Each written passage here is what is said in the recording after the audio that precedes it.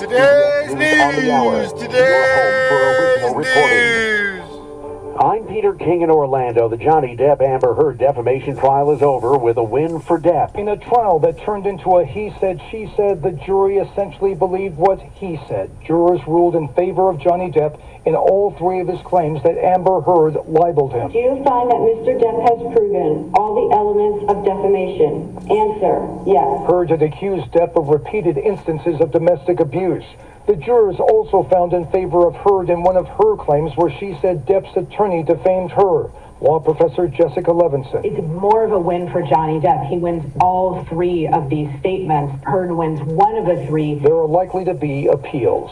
Steve Futterman, CBS News. The jury awarded Depp $15 million and Heard $2 million in her countersuit.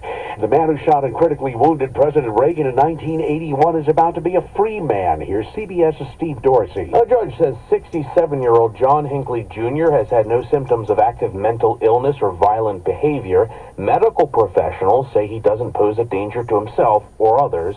A jury found Hinckley not guilty by reason of insanity for the 1981 shooting that injured Reagan and two others. Press Secretary James Brady was also partially paralyzed and died in 2014. The White House has announced another wave of baby formulas headed from London to the U.S. starting next week. It'll actually be a series of United flights to airports around this country.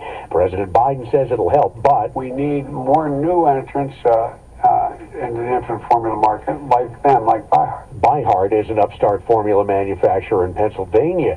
Some news for elementary students in Uvalde, Texas. They won't be returning to the scene of last week's shootings. I'm Jim Crisula. Uvalde School District administrators have announced that students and staff will not return to Robb Elementary School. Plans are still being worked on where the nearly 600 students will attend the classes in the fall. There are no known plans at this point on whether the one-story brick building will be torn down. Facebook's Sheryl Sandberg has announced she's leaving the company. The longtime number 2 executive there posting her departure on Facebook. CNET's Ian Scher says it comes at a tough time for the company. In some ways, this is an acknowledgement that Facebook needs to change.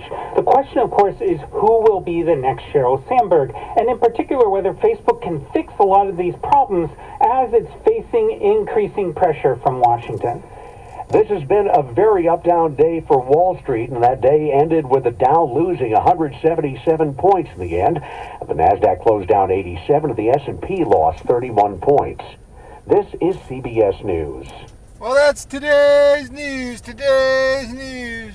I didn't hear any good news, did you? I didn't think so. I guess it's all about perspective. The glass is half full.